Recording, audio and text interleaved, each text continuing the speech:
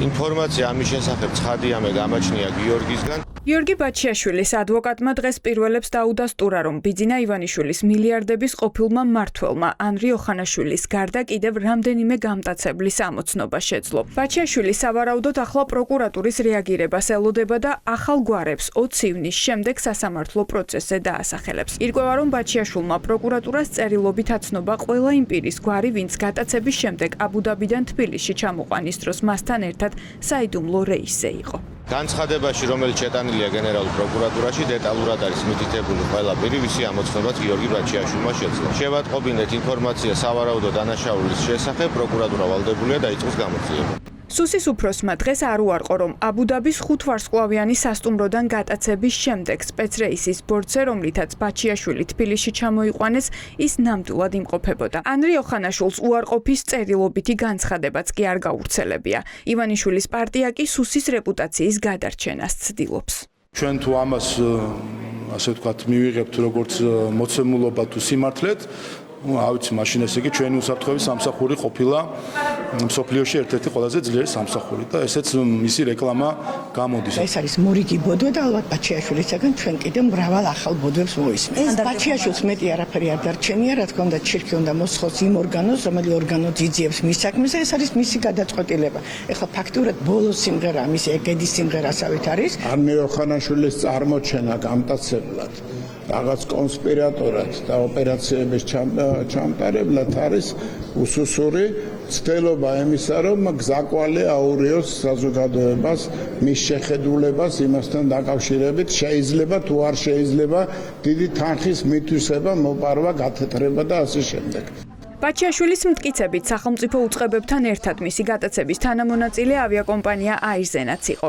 ჯორჯიან ეარვეისის შესაძლო მონაწილეობა ამ უკანონო ოპერაციაში არ უკვირთ საერთაშორისო გამჭვირვალობა საქართველოში, რომელმაც დღეს ამ თემაზე განცხადება გაავრცელა. TI განცხადებაში აქცენტს აკეთებს ავიაკომპანიის მფლობელის თამაზ გაიაშვილის ქართული ოცნების ხელისუფლებასთან და რუსეთთან მჭიდრო კავშირებზე. ავიაკომპანია რომ მონაწილეობს ადამიანის გატაცებაში და უკანონოდ საექსტრადიციო პროცედურების გვერდისავლით საქართველოში ჩამოყვანაში, ეს თავისთავად არის სამარცხვინო და როდესაც ეს საქმე იქნება გამოძიებული, აირზენას როლი ამ საკითხში იქნება, რა თქმა უნდა, გამოკვლეული, ოღონდ ცხადია ამ ხელისუფლების პირობებში ეს არ მოხერხდება, ეს მოხერხდება შემდგომი ხელისუფლების პირობებში.